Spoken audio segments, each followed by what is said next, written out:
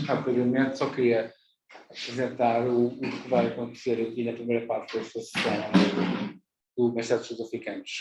Como sabem, periodicamente temos aqui as conferências do centro e hoje vamos ter a 10ª com a apresentação de uma comunicação da professora Cristina Valentim, que fez um trabalho de investigação notável sobre o trabalho e as canções de trabalho na Lunda, na área da Diamante, que alguns dos colegas que estão aqui também chegaram, já não é nada desconhecido em termos geográficos e históricos, porque falámos várias vezes na Diamante e na exploração de diamantes na Lunda, e portanto o que vai acontecer em termos de formato é o habitual.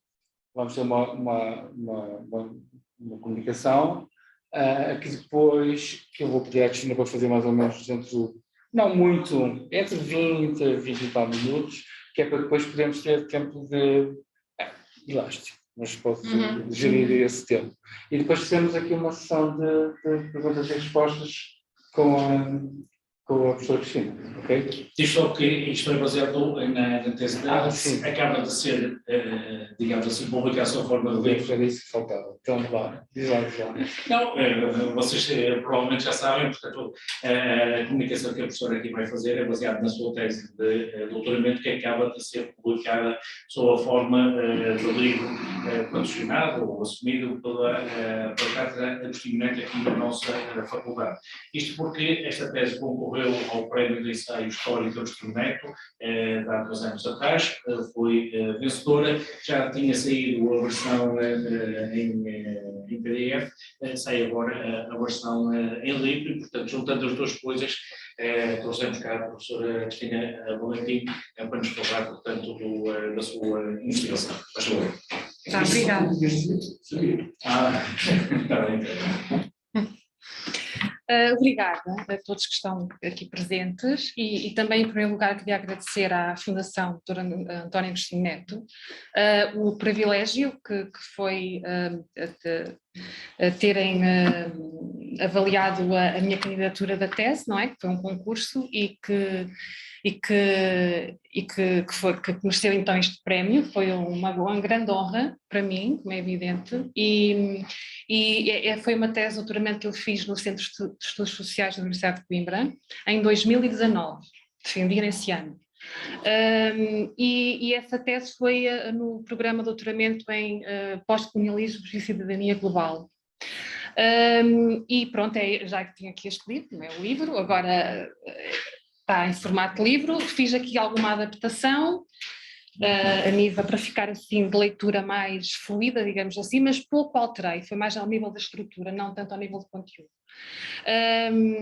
O título principal manteve-se, houve uns ajustes no subtítulo, mas o estudo é este, portanto foi este que foi, a tese portanto foi a concurso no prémio e agora fiz a adaptação e a revisão para livro, não é? Foi isso que aconteceu. Então, esta conferência, obrigada pelo convite, o professor Francisco Topa. Não, Francisco, está muito bem. E o professor Maciel, que fez parte do júri da defesa da minha tese, porque também, como sabem, ele trabalha também com a empresa de Diamangue, a nível da economia de diamantes, a nível histórico. E foi aí que nos conhecemos. Aliás, nós conhecemos durante o trabalho de pesquisa do Maciel no arquivo da Diamante, que eu estava também onde eu estava também com uma bolsa de investigação num projeto da Diamante Digital. Desculpe só a interrupção, já está um bocadinho mais acessível ou continua disperso? O arquivo, parte dele está em Coimbra, parte dele está em Braga, não é? Mas a secção de Coimbra agora também vai mudar de espaço e, portanto, acho que não está consultável neste momento. Não é? O Marcelo deve saber melhor isso do que eu. É um problema depois aceder aos materiais. Pronto. Mas o site da Diamante Digital pode ser consultado online, eu continuo a colaborar na curadoria do site e, portanto, é um site que dá muita utilidade, é muito útil para quem faz investigação e não só, não é? Para quem quer saber um pouco sobre a Diamante. Então, a minha apresentação hoje vai ser centrada neste livro, não é?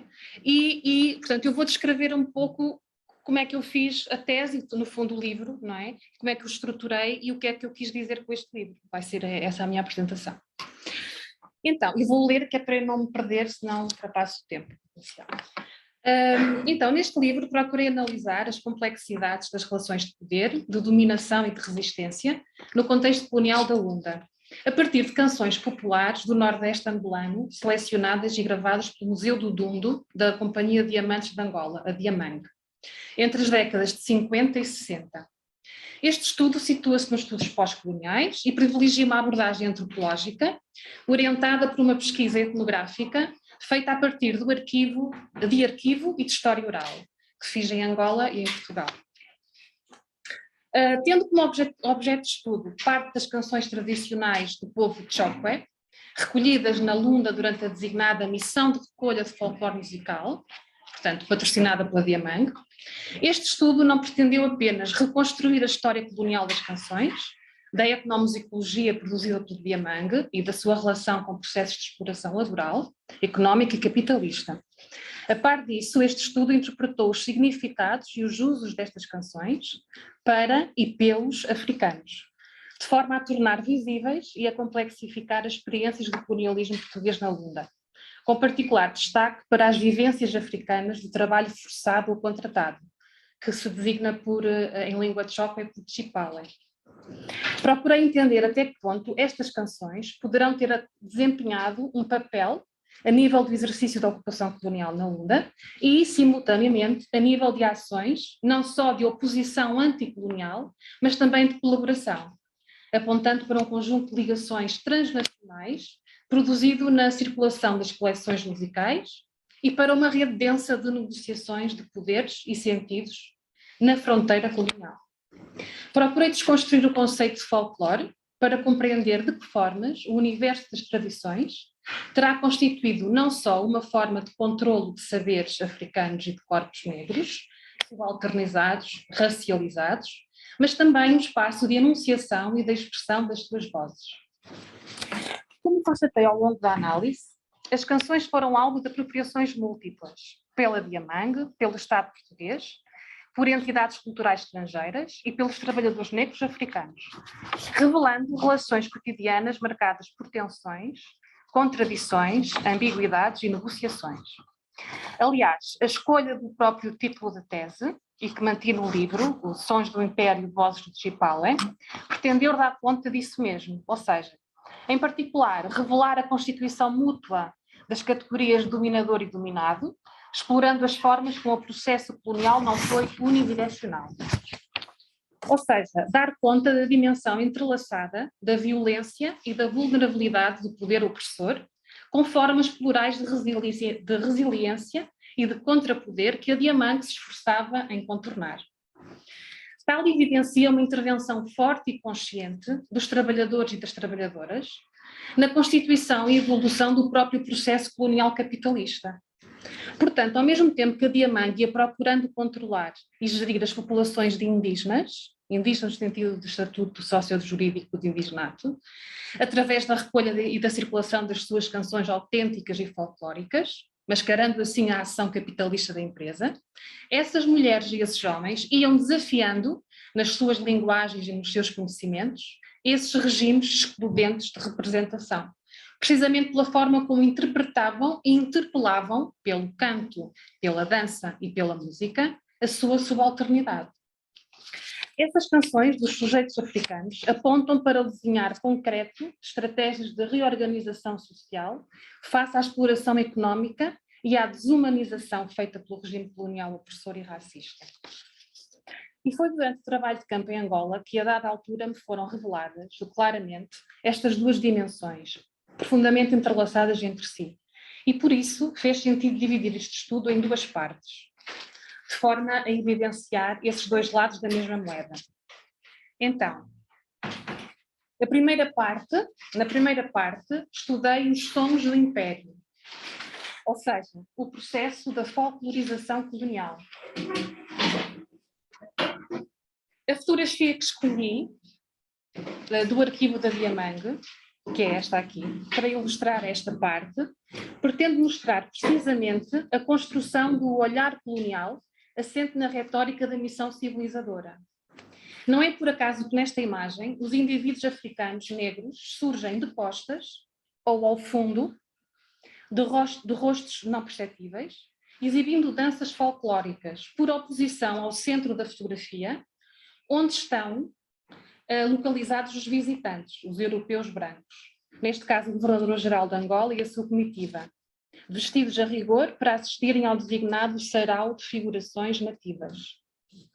Analisei a construção das culturas e dos saberes musicais africanos em folclore, procurando, contudo, sinalizar as ansiedades sentidas pela Diamante durante este processo e as atitudes subversivas dos sujeitos africanos às tentativas constantes da sua própria folclorização. Portanto, foi isso que esta parte se dedicou. A parte 2, que no livro coloquei o título em Chokwe e na tese está em português, que é Miazo wa Chipale, que significa canções do Chipale, portanto, canções do trabalho contratado. Esta parte foi dedicada às memórias acerca do sistema colonial português dos sujeitos africanos negros, ou dos seus familiares, que tinham trabalhado na Diamante. Desta forma, pretendi analisar como estas canções existiram, significaram e foram estrategicamente apropriadas para além da sua folclorização. Por isso, a fotografia que selecionei do espólio para ilustrar esta parte mostra os rostos e as expressões corporais de quem cantava as canções para o microfone da missão de recolha de folclore musical. Portanto, este aqui é o microfone que está ali. Então, eu agora convido-vos a ouvir uma canção para ilustrar uma das canções que eu analiso no livro. Vamos ver se isto funciona aqui.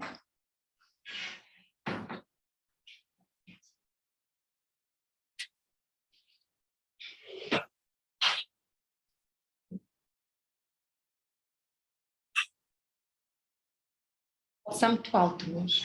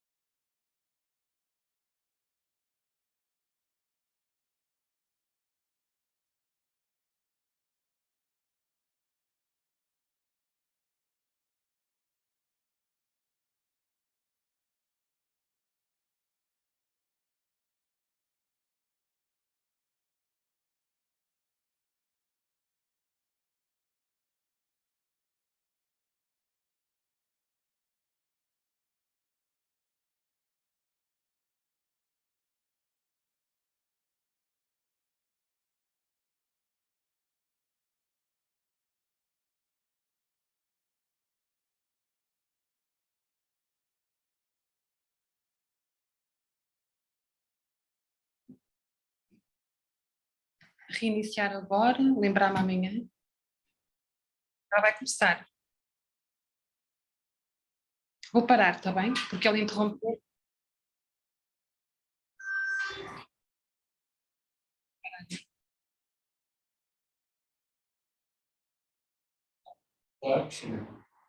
Tenho que ir aqui à música para parar, não é?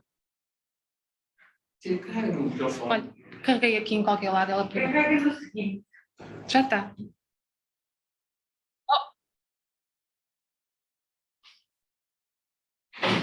Agora bom, agora deixe-me ir aqui para o...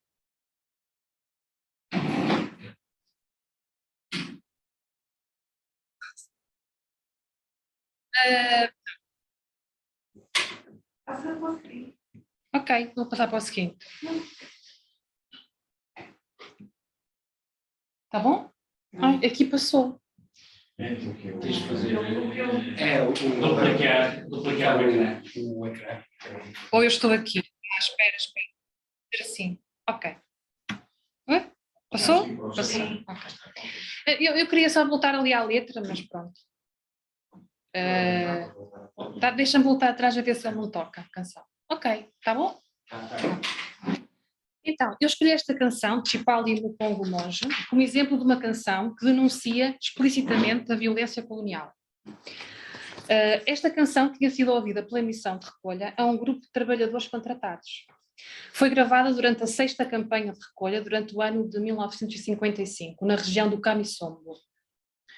No fundo, esta canção dá voz ao sofrimento de um casal Só para, antes de explicar isto, vocês estão aqui a ver a letra e a ficha que classifica a canção. Portanto, isto é material de arquivo da Diamante, da missão de recolha, é dos relatórios da missão. Eles recolhiam a letra na língua vernacular e traduziam para português. Portanto, com a ajuda de informantes locais, não é? De africanos que os ajudavam. Então, no fundo, esta canção dá a voz ao sofrimento de um casal causado por deslocações forçadas, dos recrutamentos para a mina, neste caso para a mina Congo Monge da Diamante, então situada no grupamento mineiro da vila de Caçanguive. É retratada a dor de Samaringa, que é o trabalhador, e da sua esposa, que o tenta consolar, aconselhando-o a não chorar antes de chegar às minas. No entanto, segundo o meu interlocutor Catel, Jeremias Chokwe, que era familiar de trabalhadores contratados na Diamante, a expressão Gina Kangana, que vocês podem ter ali, não significa exatamente estamos a sofrer, e sim estamos desesperados. Sendo que também a ideia de o homem estar aborrecido, literalmente, entre aspas, aborrecido, escrita no relatório da missão, será, portanto, um eufemismo, não é? Portanto, a questão é que as traduções e a maneira como resumiam as histórias das canções também foi trabalhada, portanto, pela própria missão, pela própria Diamante, também como forma também de ocultar algumas experiências mais de violência retratadas.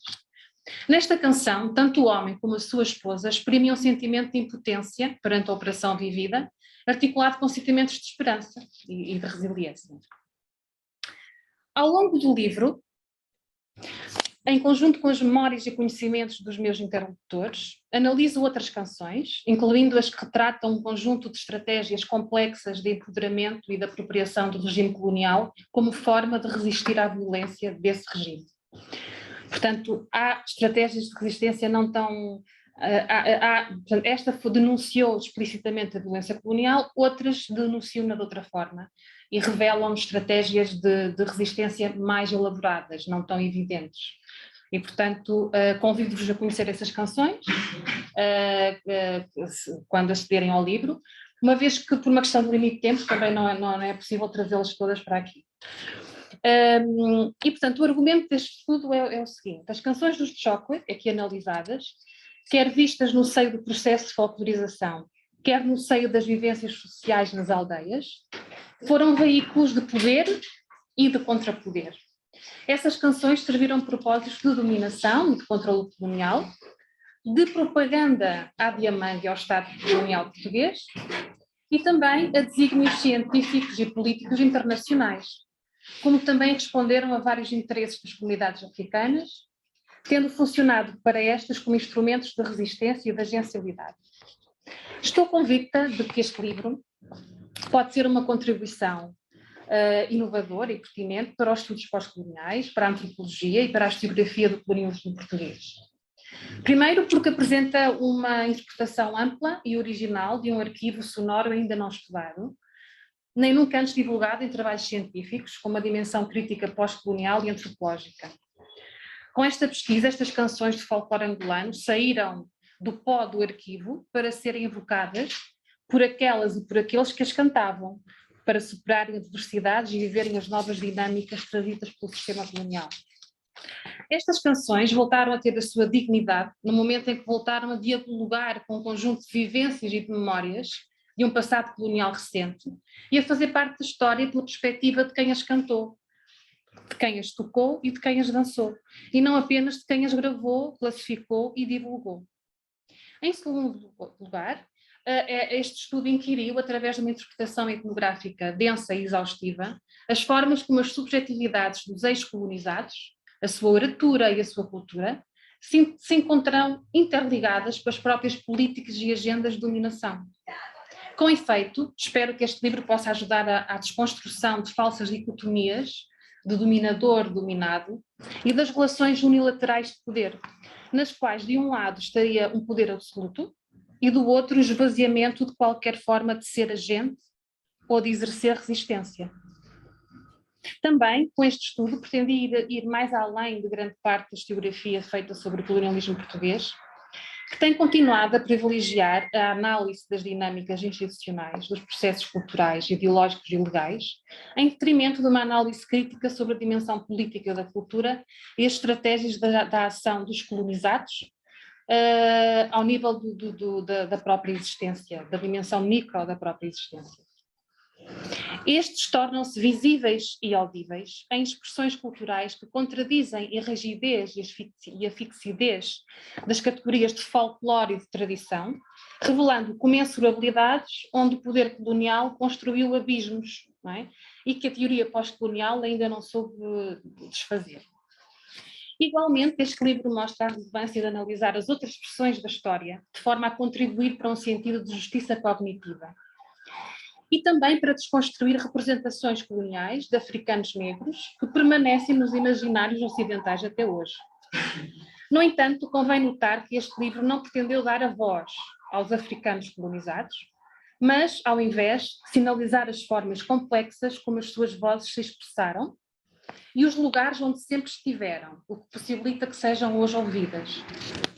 Em terceiro lugar, as questões de partida deste livro foram formuladas com base na articulação entre as epistemologias do Sul, em concreto a Sociologia das Ausências, do professor, formulada pelo professor Boaventura de Sousa Santos, e a ideia de concorrências, formulada pela professora sueca Gunnlaug Fur. Essa articulação permitiu mapear e visibilizar as múltiplas vozes africanas e, acima de tudo, explorar a simultaneidade de diferentes lógicas, de forma a diluir binarismos. Tal significa também que as lógicas dos regimes coloniais derivam não só de agendas ideológicas e de planos previamente delineados, como também têm de dialogar com as vicissitudes dos contextos onde operam. Com efeito, tornam-se fluídas as fronteiras entre o conflito e o conformismo, entre contestação e colaboração, entre o moderno e o tradicional. Em suma, este livro alerta para a importância do que é ambivalente, ambíguo e contraditório, de forma a ir além do pensamento dicotómico e redutor. Como consequência, este estudo permitiu olhar para certas questões de uma outra forma. Saliento aqui duas delas. A primeira questão refere-se às práticas coloniais de invenção do que foi definido como tradições africanas. Como foi demonstrado ao longo deste livro, deste estudo, as culturas musicais dos Chokwe foram reinventadas pela Diamant para serem usadas em formas complexas de dominação. Porém, essa reinvenção não foi um processo fácil nem unilateral. A folclorização tanto consistiu numa plataforma que auxiliou a criação de redes transnacionais de poder, como num dispositivo de controlo que proporcionou relações de proximidade entre colonizadores e colonizados, revelando o poder desconcertante dos conhecimentos africanos e as várias ações de autonomia com as quais a companhia Diamant teve que ir negociando e teve que incluir nas políticas de gestão e controle. Acima de tudo, este estudo mostrou ser possível analisar os processos culturais de objetificação colonial para lá da sua dimensão institucional e panóptica, revelando a sua dimensão intersubjetiva, performativa, flexível e polifónica. A segunda questão diz respeito às formas de luta e de resistência, ou seja, como repensar as possibilidades de fala dos sujeitos subalternos. Este estudo mostrou que a oposição colonial fez-se através de críticas e denúncias explícitas à subjugação colonial, mas, sobretudo, que pela tomada de consciência social da subalternidade, enquanto uma construção política e não uma condição, e pela memorização coletiva dessas experiências. Tal vem contrariar a ideia de que as canções de trabalho dos contextos coloniais não chegaram a ultrapassar os locais onde foram produzidas, a aldeia, por exemplo, não é? Ou a mina, e que não corresponderam a ações efetivas de contestação, entendidas por isso como ações subversivas de baixo risco. Assim, este estudo sugere que é necessário ampliar o entendimento dos modos como as comunidades colonizadas criaram espaços de enunciação das suas vozes e como intervieram na estrutura laboral capitalista. Dessa forma, este livro mostra ser igualmente importante considerar outras formas de resistência africana para lá do idioma do protesto e da vitimização. Como analiso no livro, as formas como os sujeitos se posicionaram perante a imposição do trabalho forçado dá conta da importância de analisar como as comunidades africanas lidaram com os efeitos do sistema colonial nas suas vidas. Por exemplo, como interpretaram o poder colonial para conseguir exercer controle sobre ele. O que implica trazer para a análise a relação que o trabalho forçado estabeleceu com questões de género, de parentesco, de classe, de atribuição de nomes a colonos e a negros africanos, pela concepção de rumores, de mitos e com as dimensões simbólicas, rituais e espirituais, como as práticas de adivinhação, cura e sortilégio. No fundo, as canções mostraram que a resistência à subjugação implicou alianças com a Diamangue e ponderações difíceis, revelando articulações e negociações complexas, formas de ressignificação da opressão e atitudes ambíguas que visaram obter benefícios úteis ao empoderamento das populações africanas, em particular das mulheres. Foi dessa forma matizada que os subalternos conseguiram falar, através das suas canções, mas sem nunca deixarem de ser subalternos no seio das hierarquias coloniais e longe de ver em algum momento as suas canções realmente ouvidas pelas estruturas dominantes. Esta investigação levantou algumas questões que não foram aqui respondidas, por motivos de extensão do texto e por não caberem nos objetivos traçados, mas que podem abrir caminhos de pesquisa futura. Por exemplo, a questão relacionada com os legados e usos contemporâneos das canções populares do Nordeste angolano.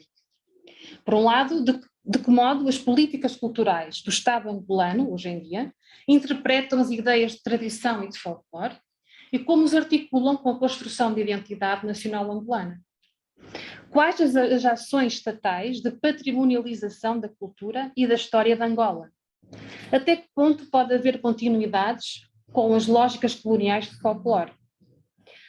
Por outro lado, quais as potencialidades emancipatórias das atuais canções tradicionais de Chokwe e das Lundas?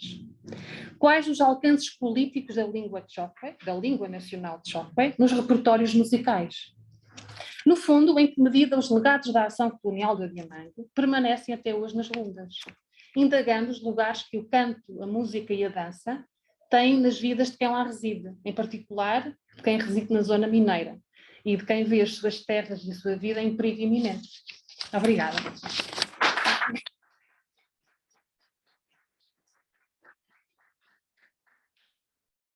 Bem, então começamos a ação aberta e podemos ir falar e contar com a professora Cristina.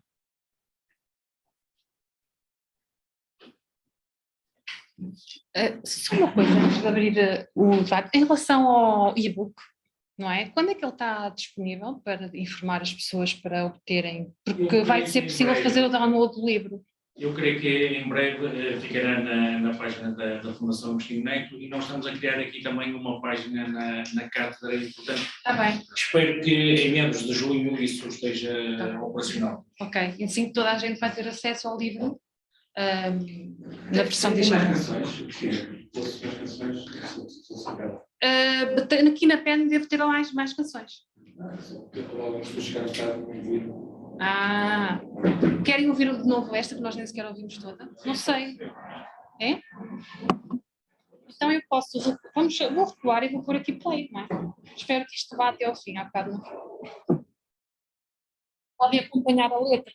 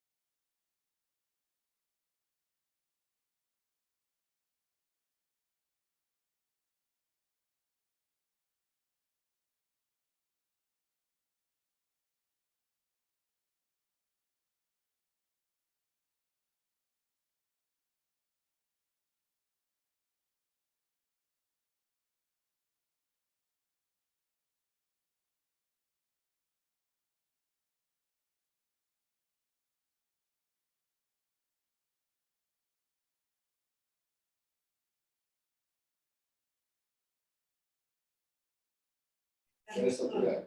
Posso? Sabe o quê? Estava aqui uma pessoa a querer entrar e eu admiti. Pois, mas eu não admiti ninguém, quer dizer que ninguém pôde entrar no link, é isso?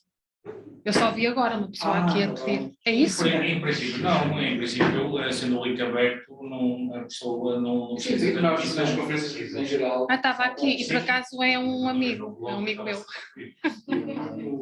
Eu estou a admitir toda a gente. Não, pois sim, faz bem, claro. Espero que alguém estivesse aqui, eu não estive a ver quem estava. Eventualmente pode ter perdido, mas depois isto vai ser posto online, não é? Isto é gravado E colocar. Está bem, pronto, no YouTube, não é?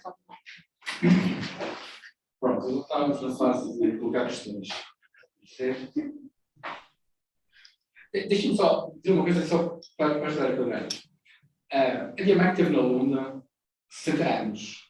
De 1917, finalmente acabou em 1770. Até muito tempo teve no Baque e no lado. E isto é só para ajudar as perguntas e também porque eu já falei disto aqui com o mensagem só para recordar. E para vocês verem a realidade que durante muito tempo foi o trabalho na Diamanga, a própria terminologia reflete um bocadinho isso, porque a terminologia dos trabalhadores da Diamanga, dos trabalhadores africanos, tinha duas etiquetas, que eram os contratados e os voluntários.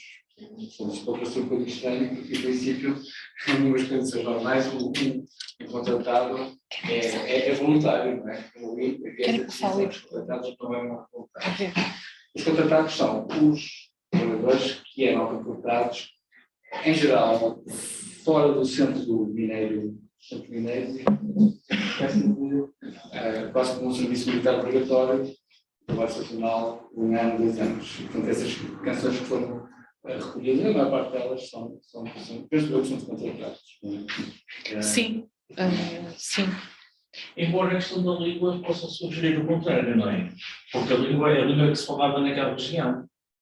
Só que fala-se na Lunda, mas a Lunda é a maior Portugal. Sim, eu sei que é grande, mas vinha gente de outras regiões fora da Lunda. A Diamante tinha o exclusivo, digamos assim, a Diamante tinha conseguido, que era um lobby, a Diamante tinha conseguido que a legislação desse às empresas da Lunda o monopólio da contratação. As empresas da Lunda era a Diamante. Portanto, a Diamante tinha praticamente um monopólio da contratação. Nenhuma empresa podia contratar. Por exemplo, não se podia ir contratar a Lunda trabalhadores para outros lados. Por exemplo, passando o bloco rodando, ficava ao lado da Baixa de Caçães, e ninguém podia contratar na Lunda, porque aquilo era, digamos, terreno guardado para tudo bem. Agora, a grande parte destes trabalhadores vinha de muito longe. Uhum. Mas estas canções também eram cantadas pelos voluntários, quer dizer, porque eram cantadas por quem nasceu e vivia nas Lundas, na Lunda, que era um distrito. Portanto. Só para acabar e enquadrar. E depois, o impacto da Diamante a tal hora foi totalidade grande parte daquilo que era uma sociedade tradicional. E é por isso que, por exemplo, essas canções foram gravadas mais ou menos todas nos anos 50, ou que eram nos anos 60. Há umas dos anos 60, Pronto. mas que eu não estudei. Pronto. Ao longo dos anos 60, a percentagem de contratados foi diminuindo até acabar praticamente em 69, 70. Até 69, 70, a Diamante já só tinha voluntários, já não tinha este sistema do contrato. Não é? Que significa que as pessoas foram aceitando aquela forma de trabalho. E, em geral, digamos, a Diamante já não tinha problemas em recrutar, digamos, contratar normalmente. Não é? Já não havia este sistema da obrigação do trabalho forçado. Não é?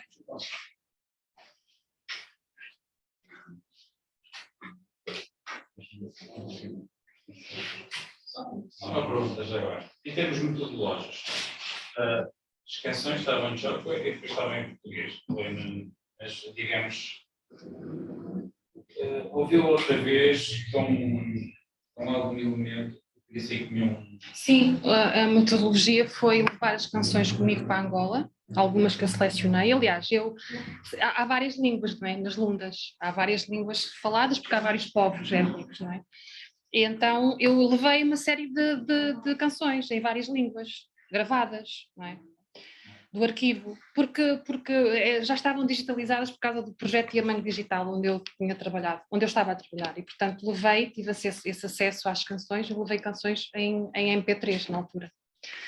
E levei e mostrei às pessoas que eu ia encontrando, era bola de neve, não é? Uns falavam, aquele também teve lá pessoas a trabalhar, aquele é filho de um ex-trabalhador, aquele trabalhou mesmo lá, os mineiros, velhinhos, 80 anos, e eu fui encontrando essas pessoas, conversando com elas, não é? Fazendo a minha recolha das memórias e mostrando as canções, porque as canções também descoletavam as memórias, não é? Eu quando mostrei esta canção a um mineiro, a 2 mineiros que tinham trabalhado na década de 30, 40, sim, nas minas, eles reviveram os castigos que tinham recebido do capita, as chicotadas. Porque não foi esta canção, foi outra, quer dizer, as canções despoletavam estas coisas. Sim, o capita era uma designação local, é capataz, sim, que também era africano, mas trabalhava a favor do regime. Também havia portugueses, mas o capita normalmente era africano, portanto havia depois também rivalidades entre as próprias comunidades, não é? Porque uns também eram agressores e eram vítimas ao mesmo tempo, não é? Portanto, é essas complexidades que estão aqui. Mas sim, portanto, levei e como fui encontrando mais pessoas de origem de Chokwe, o trabalho definiu-se dessa forma, acabei por selecionar canções de Chokwe, porque foram gravadas várias coleções musicais, creio eu 21, porque 21 corresponde a 21 grupos étnicos. Foi assim que a Diamang chegou a esta compartimentação, não é, dos grupos étnicos e dividiu as canções por grupo étnico e portanto separou tudo. E eu cheguei cá a Portugal e então decidi, como também aprendi mais sobre a cultura de Chokwe, aprendi mais sobre a língua de Chokwe, conheci mais pessoas de Chokwe, então o meu trabalho só podia ter sido sobre a cultura de Chokwe. Porque há diferenças para os Luena, para os Lunda, para os Luba, há diferenças a nível essencialmente de língua, a língua diz tudo e portanto o meu trabalho de campo fez com que eu delineasse a minha pesquisa. De facto, foi orientador. E cá em Portugal continuei a fazer trabalho de campo com pessoas que estavam a estudar doutoramento de Chokwe, doutoramento em Lisboa, e o de Jeremias, por exemplo, e continuei a ouvir canções com eles e eles a dizerem-me o que é que significava as canções. E a corrigirem às vezes as traduções que a Diamante tinha feito. Por exemplo, esta. Mas essas traduções que a Diamante fez, então, digamos assim, acabam por ser canções adulteradas politicamente? Não, para já é uma tradução, não é? A tradução tem sempre essa subjetividade, não é?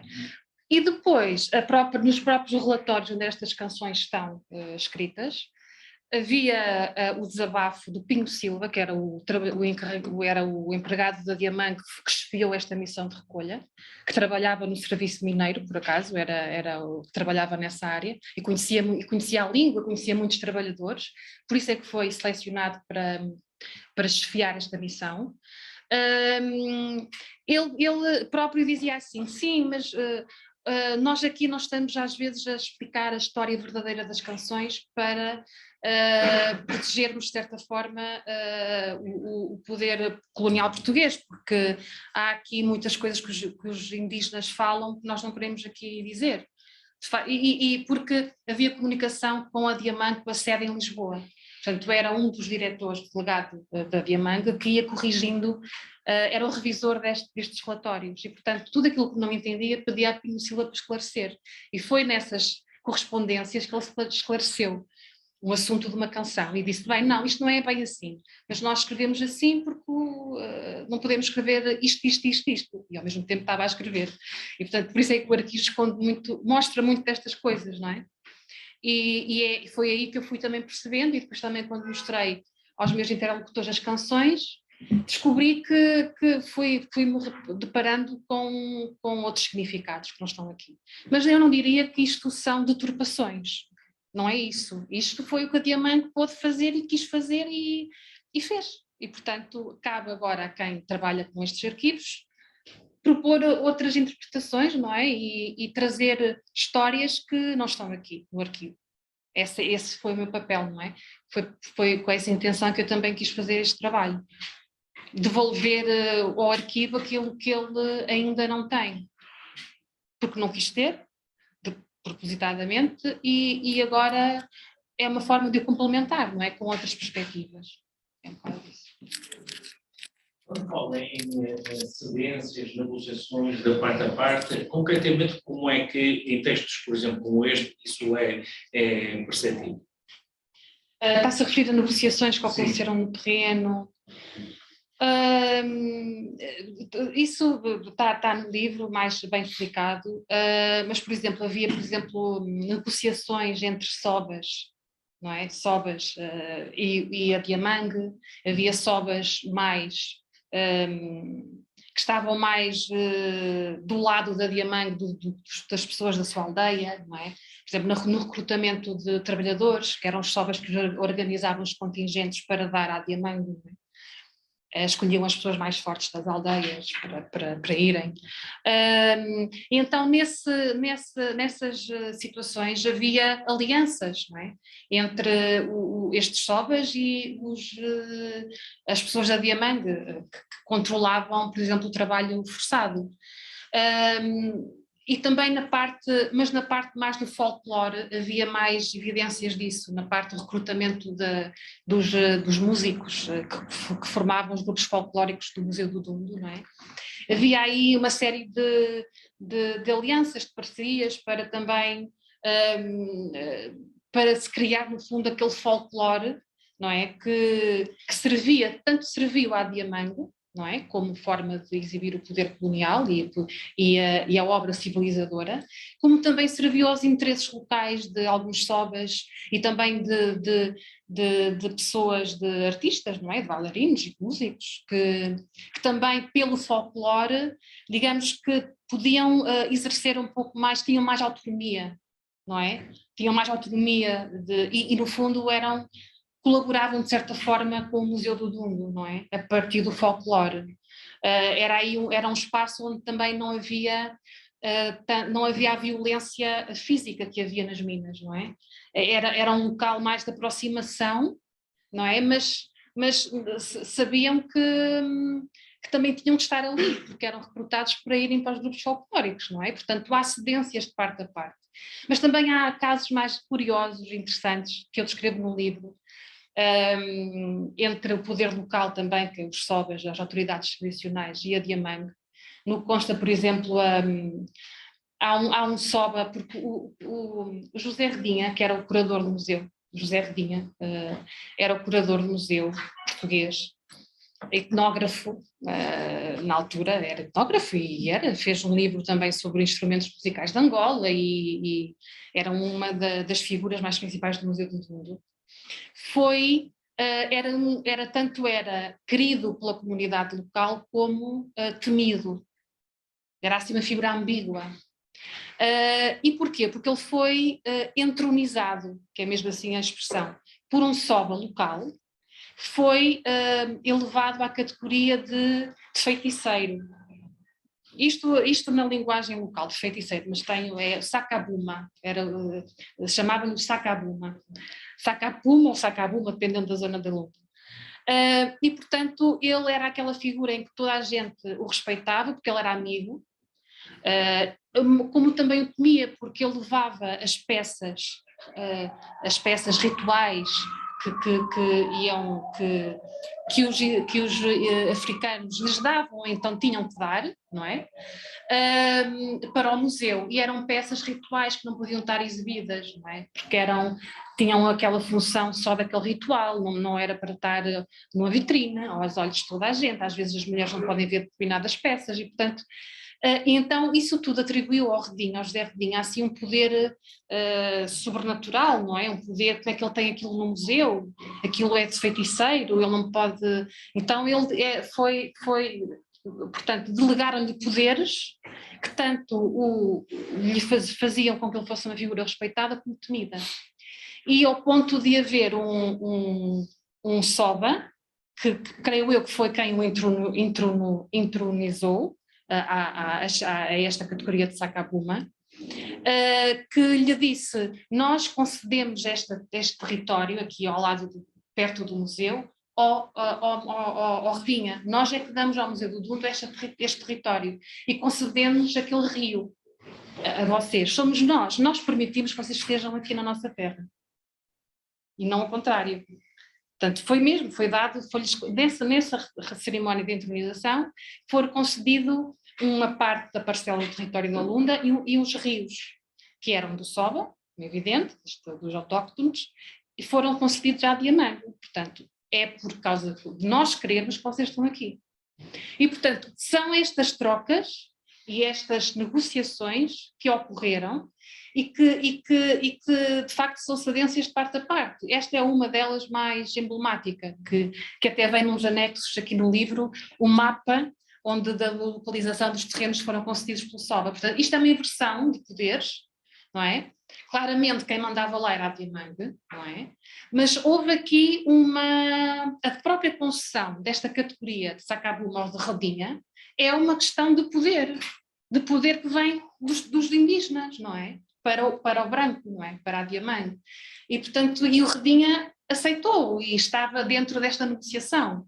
Portanto, este é muito engraçado, é por isso que eu digo também que criar aqueles binarismos e aquelas categorias rígidas de colonizado e colonizador é rígido, este dualismo não faz sentido. Há que ver, claro que houve quem exercesse violência e quem fosse subjugado, mas houve aqui negociações e trocas de poder e de negociações de poder que dizem muito sobre esta experiência única no Nordeste de Angola, que foi a Diamangue e que agora continua de outra forma, com certeza, pela atual empresa Diamantes de Angola, e é isso que eu digo agora no final da minha apresentação.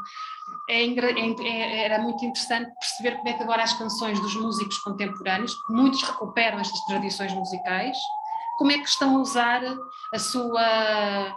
Como é que usam a canção, a música, para passar mensagens, não é? Para tecer críticas e comentários ao Estado ou ao que quer que seja. E é isso que... Eu sei que há possibilidades disso acontecer, estive lá, não é? Mas é um trabalho ainda para fazer, quem quiser. Mas de uma forma geral, nada disto ficou na memória oral, pois não? As canções? Canções. Sim, sim. Sim, há Sim. pessoas que ainda as cantam. Sim. Há uma que é Chihuahua, que eu se calhar tenho aqui na pena. Devo ter. A Chihuahua, que ainda é cantada hoje. E porque foi também adaptada por um cantor brasileiro. E essa canção é aquela que as pessoas cantavam antes de eu apresentar. Eu descobri que a tinha no arquivo porque as pessoas começavam a cantá-la. Mas eu tenho aqui isto, então são estes momentos assim de entusiasmo pleno que o trabalho de campo traz, não é? E que sim, essa é uma das canções mais que continuam. Porque também houve um programa na rádio, em Saurimo, que recuperou estas canções. Isso ajudou. Ajudou a reativar, sim, nos anos 90. Porque o Museu do Duno também tem estas canções, não é? E, portanto, elas estão lá. E, portanto, é uma questão de serem divulgadas, para as pessoas poderem aceder a elas.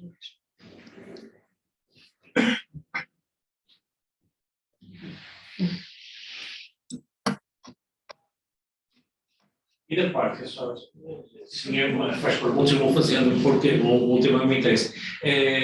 Da parte da historiografia angolana, há algum interesse por este tema ou não sente isso?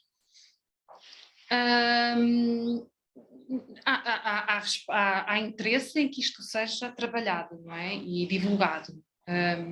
Mas desconheço que alguém o esteja a fazer ou tivesse feito. Portanto, é mais, conheço trabalhos mais de música, de etnomusicologia mesmo, não é? Portanto, de instrumentos musicais, conheço agora uma doutoranda, por exemplo, que está a fazer, mas não é angolana. Portanto, quando me falo de historiografia africana, está-me a falar de pessoas angolanas, por exemplo, que querem. Não conheço.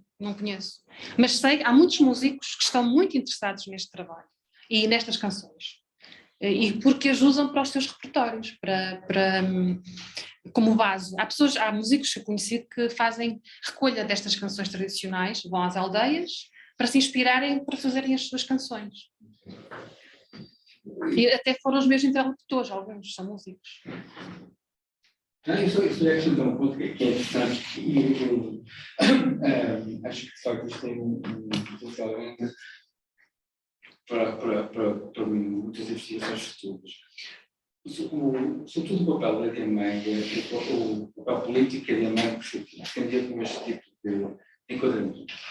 E está relacionado com aquilo que a Cristina tinha falado sobre a negociação no sentido geral da palavra. A DMEG tinha um controle total do ecossistema, que era fundamental para a economia política da empresa, porque grande parte da alimentação de todo o complexo, não só dos trabalhadores africanos, mas dos outros lá, era em boa parte assegurado pelos trabalhos agrícolas da população local. E por isso a DMEG tinha um interesse muito grande em, digamos, conseguir a colaboração, de outra forma também, das populações locais em produzirem alimentos que eram utilizáveis para a empresa. A DMEG introduziu, fez uma grande alteração do ecossistema, introduziu plantas comerciais como o arroz, os oleaginosas, muitas variedades de amendoim, etc., que eles selecionavam por um lado, mas precisavam da população para colaborar. Mas pode, desculpa interromper, população contratada ou voluntária? Para fazer esses Voluntária.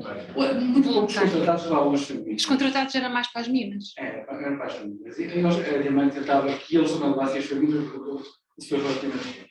Agora, a população local, de onde saíam os voluntários, é que, digamos assim, era utilizada também para produzir bens agrícolas. E uma porcentagem bastante grande. Portanto, a DMEG tinha uma política cultural que era, ao mesmo tempo, económica e política, de aparecer como uma espécie de emanação da sociedade tradicional. A empresa não queria aparecer como uma empresa estrangeira, queria aparecer como uma espécie de grande casa tribal. Que existe. O Museu do Lunda é a grande casa tribal do mundo. Sim, sim. E por isso é que eles criaram, quer dizer, uma coisa que deve ter muitos efeitos positivos, porque como os sítios da África têm tanta cultura tradicional preservada como tem o mundo. Graças a esse trabalho que foi feito. Embora um bocadinho artificial, não é? Artificial no sentido em que eles instrumentalizaram aquilo, mas não artificial no sentido que eles recolheram muitas coisas espontâneas, não é? Desde péssimo até canções feitas. Então, eles tinham uma coisa que tem um copiado, que é a lei das figurações nativas, que é a Cristina falou, e eles procuravam recolher toda essa artesãos, músicos, etc., que depois, dentro do enquadramento dele, produziam espontaneamente, digamos assim, nós hoje chamaríamos bens culturais. Não é? Artesanato. Artesanato. Viviam lá, era como se fosse um ecomuseu, uma aldeia fictícia que viviam lá para Óleo rural. Era uma exposição viva de pessoas anexo ao museu. É a aldeia do museu, chamava-se aldeia do museu. É um bocadinho dá que pensar, não é? Mas foi feito. Que é onde eles faziam aquelas festas. Onde faziam as festas, com esta fotografia aqui que eu mostrei. Era a primeira fotografia, não é? Que era para estes saraus, eram muito importantes, porque a imagem institucional da DMEG estava aqui em xeque, não é? Eram altas figuras da sociedade internacionais ou nacionais que iam lá, portanto, e havia sempre uma festa nativa, portanto, danças com canções para animar os visitantes que visitavam o museu e depois tinham sempre à noite ou à tarde um espetáculo. Não, mas o que é engraçado é essa interação, uma coisa que é organizada dentro digamos assim, do contexto da empresa e que servia esses objetivos da empresa, mas ao mesmo tempo o grau de interação, que até é bastante moderno, que eles procuravam ter com a população. Por exemplo, aquilo que a Cristina estava a falar, a interiorização do redinha, que é o pequeno funcionário da DMEG, não é? Ele é sequer era licenciado pela DMEG enquanto fazer um estágio em Portugal para ele. Um amador, não é? Era funcionário da DMEG, mas a gente sabe sobre essas coisas. Também desenhava, tinha talento. Acabou por ficar para o outro ponto de referência da Angola. É verdade. O Pellissier, nas campanhas da Angola, quando põe um mapa de etnias da Angola, aquilo é um mapa do redinho. Exato, quem fez foi o Redinho. Portanto, ele tem uma longa posteridade. Então, ele era ao mesmo tempo uma figura da hierarquia do Diamante e também tradicional. Das comunidades também tradicionais. essa Sim. interação Uhum. Das duas partes. Uhum. E claro, também havia colaborações com a polícia da Diamangue, feitas pelo próprio Zé Maiorquinha, quer dizer, há aqui várias camadas, não é? Que é o regime colonial. Eu posso uma questão. Desculpem, eu acho que eu e a Cristina já falamos sobre isto em algum momento, mas eu já não me lembro muito bem. Mas era a minha curiosidade é perceber o lugar da natureza, não é? Nesta rede de relações e de poderes e de saberes, não é? Qual era o lugar? Até porque, para esta organização assentava na extração mineira, não é? Uhum. E, portanto, como é que isto. Não é? Pronto, está aqui um espaço em branco, que não é falado, não há apresentação, não é discutido, e que se calhar é um eixo estruturante. Sim, é. Até porque o Maciel também falou na agricultura, não é? Na plantação de espécies que não eram endógenas da região, e era cultura intensa. Era agricultura intensa, porque eram extensões imensas da mesma espécie, do mesmo curso. Diz só uma coisa. Sim. A Diamante até tinha uma ideia que era, quando acabar as minas, o que é que nós vamos deixar aqui? Tinha a ideia de fazer da Lula uma grande exposição pecuária. Uma série de reservas. Também havia. Exato. Quantas pessoas ao todo chegaram a viver ao mesmo tempo na Diamante? Tens ideia? Ou tens ideia, vocês? Quer dizer, Pessoas- trabalhadores africanos Ou europeus. Outra 30 mil. 30 mil ao mesmo tempo? Sim. E depois muitos colonos também que foram para lá Mas viver. isso são os que trabalhavam diretamente para a Alemanha, não é o conjunto das pessoas que não Sim. depois vendiam alimentos à Alemanha assim completamente. Mas há aqui um entendimento não só dos elementos da natureza enquanto recursos, portanto muito ocidental, não é? Mas também das pessoas. Não é? Das pessoas. Sim. Enquanto, não é? Enquanto mercadoria, não é? Enquanto mercadoria e não só, mais do que isso, enquanto Objetos de extração. Sim, exato. Sim, tanto a natureza como a cultura, estou a falar aqui das pessoas, das comunidades, foram apropriadas pela Diamante, não é? É verdade.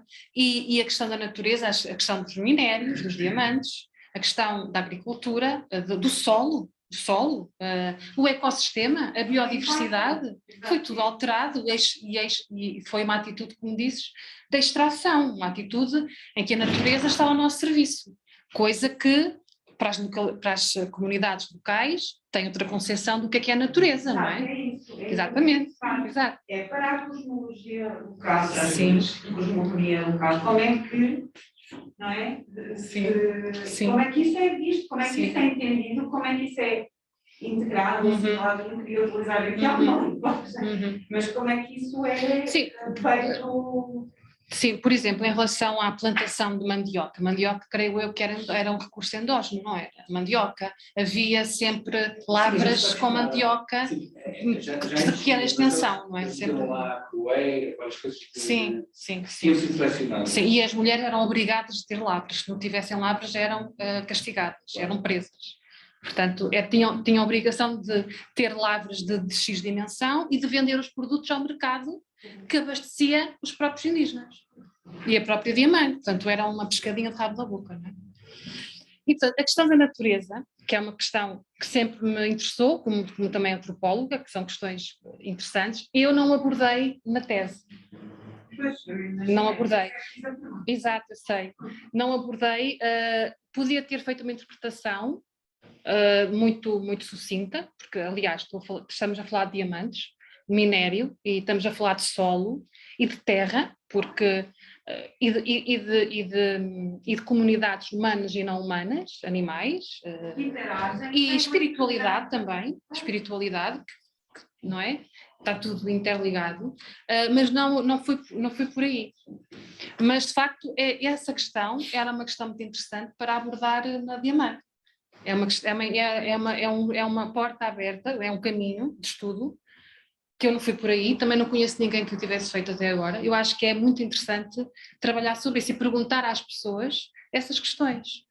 Como é que é a posição, não é? Como é que na altura vocês viam, qual é a vossa interpretação sobre a posição em relação à terra, em relação aos ecossistemas, isso tudo, mas é muito interessante e eu não explorei essa parte. Mas está cá, claramente, não é? Então, estamos a falar de extração. Por exemplo, a música, as canções que tu ouviste, não é? Conversaste sobre elas com várias pessoas, vários locais e não locais, etc. É assim, aparece aí essa visão ou não? A natureza faz parte, digamos, dessa memória que, não é, passa através da música ou não? Agora, de momento, eu não me lembro de nada que me tivesse suscitado durante as conversas. Não me lembro, quer dizer, porque eu também dirigi muito para o trabalho, não é? Interessava-me era o trabalho contratado nas lavras, na terra ou nas minas. E as pessoas relatavam mais as relações humanas, de violência, de imposição, de sofrimento, não é? Sim. E o outro lado, e da ocupação da terra, claro, da ocupação, não é? Era a terra, era de quem lá estava, não é? E transformou-se radicalmente noutra coisa. Mas essa outra coisa também trouxe dinheiro, não é? Que era um novo valor de troca, dinheiro, não é? E então as pessoas também não queriam perceber o valor do dinheiro, o que é que poderia significar. Então havia ali também, lá está, de novo, negociações, não é? Quais eram as vantagens e as desvantagens de ir para o trabalho contratado? Também queriam dinheiro para também questões de poder dentro do seio da aldeia. O dinheiro ganhou aqui e foi um grande agente a mudar as dinâmicas locais. E, portanto, até que ponto a extração do solo e da natureza pela Diamangue foi também, de certa forma, teve alguma também, de certa forma, colaboração local, não é? Porque perceberam o que é que também que poderiam trazer de bom daí.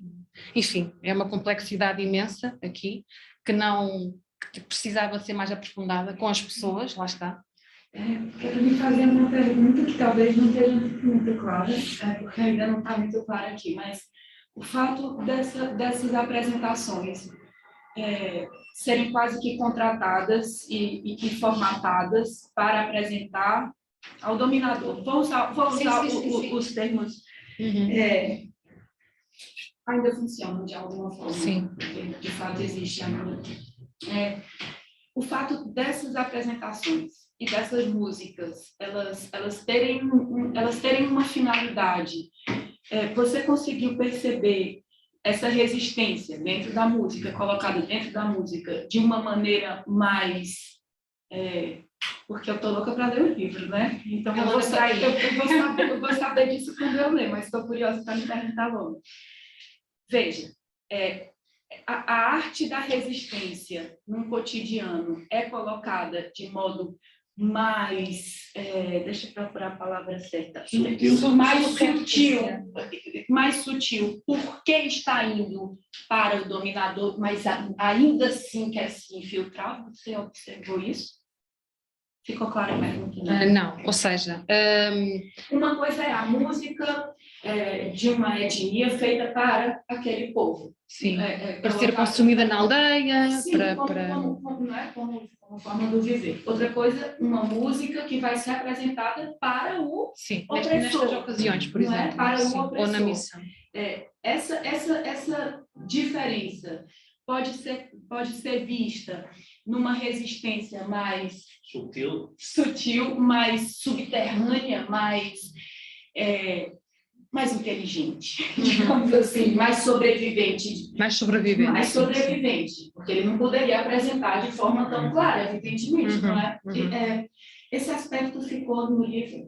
Essa pergunta é interesseira, viu? Porque é da minha pesquisa. Desculpa estar levando para esse lado. Eu não sei se entendi bem a questão, mas vou responder. É assim, eu também constatei que nestas ocasiões, estas canções, por exemplo, a Tchipali do Congo Monge, tinha sido também ouvida, por exemplo, nestas festas. Ou seja, isto é perverso aos nossos olhos, não é? Ou seja, como é que... Mas é evidente que ninguém percebia a língua. não é? Estas pessoas, a embaixadora que está ali, esta comitiva, ouvia as canções, não percebia o que é que diziam. Pronto. E as coisas passavam. Imagina que estavam a cantar esta canção, de Estamos a Sofrer, mas estavam num ambiente festivo e quem ouvia era o português, não é? Ou os outros. Agora, mas outra questão, quem cantava esta canção e dançava, quem cantava, não eram as pessoas que estavam nas minas, eram pessoas que viviam no Dundo, mas que tinham familiares nas minas, podiam ter, voluntários também, podiam ter. Sabiam do sofrimento que se passava lá, não é? Toda a gente sabia, havia essa consciência coletiva. E estas canções contribuíram para essa consciência se formar também, e de ir mais além da aldeia. É isso que eu também digo. Mas quem cantava estas canções também eram adolescentes, estes grupos folclóricos eram constituídos também por crianças, como podem ver aqui na imagem. São 10 anos, 7. Havia adolescentes, havia até mais velhos, que são estes aqui sentados, que são mais velhos. Portanto, estas pessoas que estavam a dançar não tinham tanta noção do que é que estavam a cantar, certo? Imagina que cantavam a Tchipali do Congo Monge. Ouviram dizer, foi a pessoa mais velha lá na família que cantou, não é? Ou seja, estas coisas foram feitas desta forma. Havia quem estava a querer mesmo passar a mensagem, porque sabia o que estava a dizer. Havia outros que não, mas cantavam porque eram canções que aprendiam na aldeia e cantavam, não é? Havia vários agentes aqui, o que é normal, são canções populares. É preciso ver, isto é uma realidade muito complexa, ao longo de muito tempo. Portanto, as canções que refletem, por exemplo, este tipo de sofrimento, contratado, não tinham eco, por exemplo, nos trabalhadores urbanos dos outros, por exemplo, que podiam ter relações familiares, ou conhecer, mas são outras realidades. E, ao final do tempo, a própria situação, por exemplo, já se tinha evoluído tal, por exemplo, o grau de proletarização, de mercantilização da sociedade já tinha avançado tanto, que depois a própria minha mãe, eu sei que a Cristina se isso, tinha um papel conservador, mas conservador no sentido, digamos, não de conservação, mas conservador de reacionário, de procurar manter uma cultura popular que já não existia. Sim, a autenticidade. É a autenticidade do folclore. A minha mãe depois dizia que se não formos nós a guardar estes instrumentos, isto vai-se perder tudo. Não é? Porque a minha mãe queria manter aquilo, digamos assim, com aquela visão tradicional camponesa, que era dos anos 30, 40, que nos anos 60, por exemplo, não existia. E selecionavam só canções ditas tradicionais, não interessava a canção com viola, interessava o batuque. Nesta missão foram recolhidas canções de batuque, porque no imaginário europeu eram as mais primitivas. Estão a entender? Portanto, isto é a construção do folclore. É por isso que eu tento desconstruir o folclore na parte 1. Foi feito um processo de folclorização, da construção do que é a tradição. Porque haviam canções mais modernas que não interessavam, que não foram recolhidas. Foi feita uma seleção do que era autêntico, à cabeça do colonizador, não é? Havia aqui também uma questão estética. E também o que é o folclore? Reproduzir o estereótipo. Mas nessa escolha também teve a participação direta do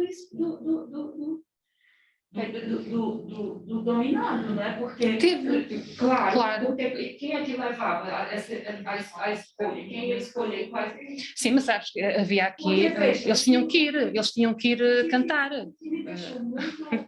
Sim, tinham, mas veja, eram obrigados. Mas o que me deixou muito atraída é pela possibilidade da resistência dentro do espaço do dominador. Sim. E aqui, Sim, nestes eventos, com certeza, nós estamos a falar de realidades onde nós não estamos, não é? Eu nunca poderia estar aqui dentro desta fotografia, infelizmente, a fazer observação participante. E, portanto, é aquilo que as pessoas contam, não é? E aquilo que a gente também pode interpretar com aquilo que dispomos. Portanto, vamos supor que aconteceu várias coisas. O enquadramento, o centro, E é tudo pensado, portanto, que o fotógrafo do Museu do Douro, houve vários ao longo do tempo, também a fotografia é um instrumento de propaganda. Portanto, Eu lembro-me de uma coisa. Aqui conhece bem o Escola de Diamante, está incluído, porque infelizmente muito poucos privilegiados conhecem esses escolas. Tivemos quase um hipogeu dos valores, não é? Há filmes daquilo que a Diamante chamava a grande festa nativa. sim, sim. A Diamante fazia todos os anos. É a festa do trabalhador. Exato, que depois era uma parte da festa da nativa. Sim, sim. A Diamante fazia 3 festivais. Era a festa da melhor aldeia. É imitar aquela que se fazia cá em Portugal no Estado Novo, que é a festa, a aldeia portuguesa. Ali era para ver quem é que tinha as casas mais propostas, mais limpas, etc. Mais europeizadas. Sim, mas eles tinham uma coisa bastante moderna, que era a arborização. Jardins nas aldeias. Depois tinha a festa do desporto, em que eles também todos tinham uma data de praças novas. E depois tinham essa, que é a festa das tradições nativas, em que eles depois incluíam a distribuição de prémios aos restauradores mais antigos. Sim, sim.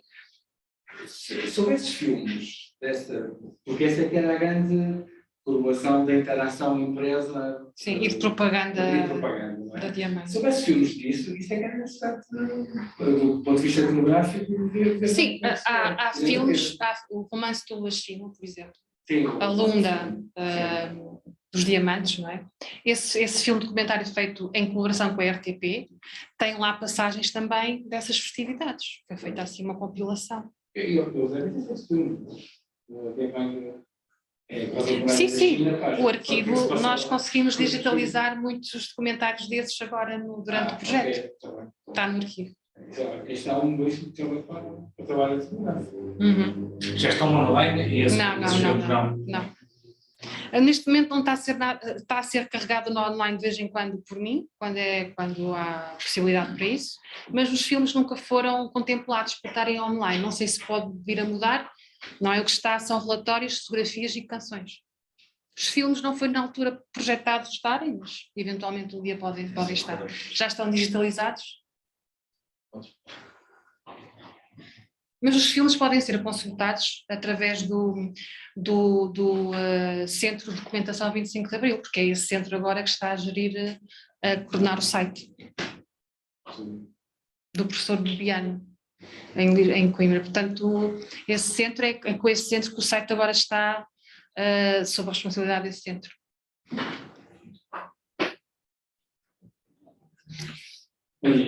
Não quero ser desagradável, mas também, porque já ultrapassamos o tempo. Sim, senhor. Mas isso eu queria dizer que vai haver mais uma ronda de perguntas e pronto. Também. Mais alguém.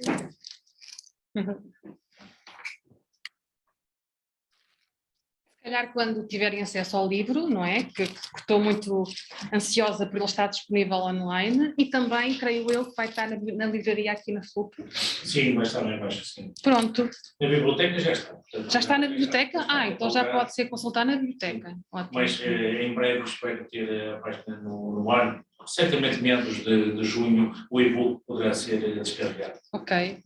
Acho que é gratuito, não é? Sim, será gratuito. Portanto, é fantástico, não é? E também poderá ser adquirido, não sei, na livraria aqui. Sim, vai mais. Pronto. Já pode, agora já está disponível na livraria. Não, por acaso ainda não pus. Mas já está na biblioteca. Está sim, está. Obrigada a todos. Obrigada.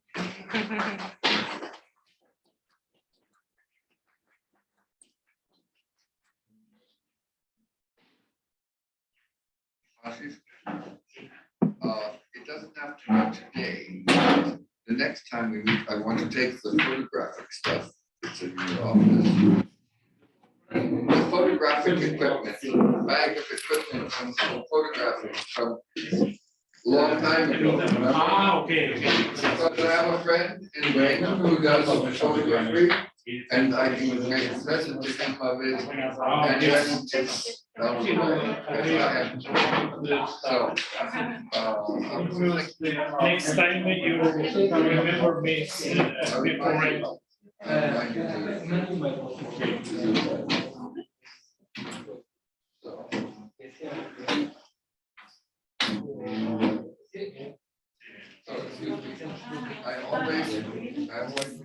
I always, even for non-famous people, ask them to sign the books that I get, so I would like to sign. Well, it's just. Sim, aqui vamos aqui com mais um. Não vai. Eu estou olhando um dia então para entregar.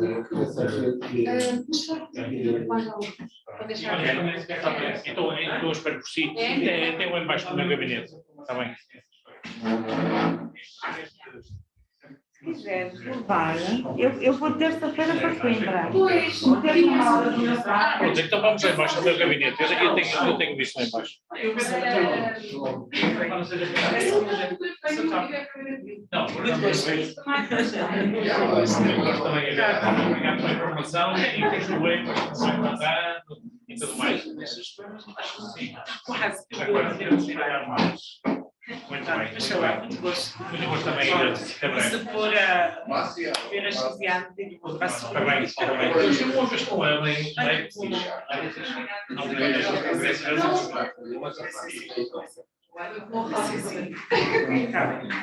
Nilson, como é que tem andado? Já te vendo assim, as colegas são mais. Mas eu uso bem. Os meus meninos da escola, os meus meninos meus. Mas também são os meus, só tenho um menino. Mas tem 20. Também já é menino.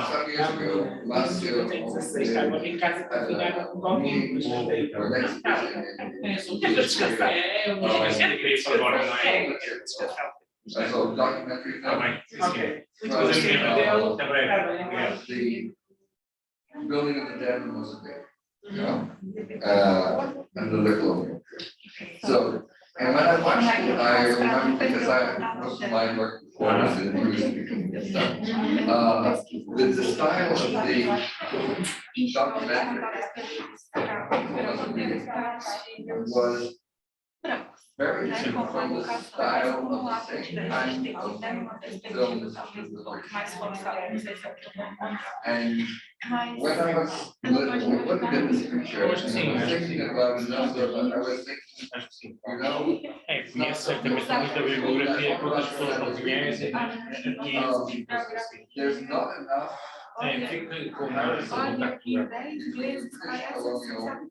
Well, for anybody else, because. À procura de alguém que dê uma pista, não é? So nobody dares to show, and British make sure that happens. Nobody dares to show the British comparison with the lesser. But. As pessoas não ele não sabe. Vai estar agora, é? Tens mais um bocado. Até que horas? Às 7h30.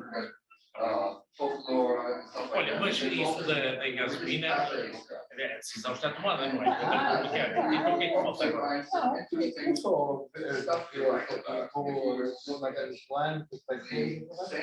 Os textos passaram sempre pela revisão de. E certamente eu não gostei primeiro, porque eu não gostei primeiro que hoje. Não tem que acabar assim. Mas é uma coisa. Era foi a doença da pandemia. So, but Britain doesn't. É verdade, o Nizam não dos primeiros elogiou muito atrás de uma universidade, que está entre as universidades e mais não sei o quê, os africanos para frente, os europeus para trás, e mais temos uma parceria antiga, é sempre dizer, não vais ter conteúdo. Foi muito simpático. Closely at the contemporary documentary films and compare Portugal, France, and Britain, you'll see lots of things, some things that overlap, you'll see how they, I say how they hide. But the Portuguese don't hide. Yeah. You know, and it would be, and I think especially if we were to look at Britain, because it's much more stuff in Britain, and because it's much closer to Portugal. Já tive alguns, depois We find a very interesting way to follow up on this. tudo arquivado. Why, looking at what your question was about what people present to the public and what they actually say. Because the British always say, to this day, we did the best job colonizing. All the people loved us. We were always much better than the others. And I think that if you listen to actual witness stations in South Africa, you listen really carefully, they know that's not true. They know that's not true. But they can't get, but nobody will say it. Nobody will say that they were. Mas por aquilo que o Isaac disse, mais alguém que tinha vindo aqui no Porto, eles têm boa impressão dos cidadãos africanos. The Afrikaner took a nationalist party, a nationalist Hoje ele disse mesmo. anti-colonial, and made it into a white nationalist party. But Thomas, which the British. Marcial é a classe do... Yeah, okay, but so that, but that's something, you know, that might be really worth doing for another. Yeah, thank you. Yeah. Posso interromper, Cristina? Claro, vou tirar a Probably minha. not funded. Right? Yeah, maybe.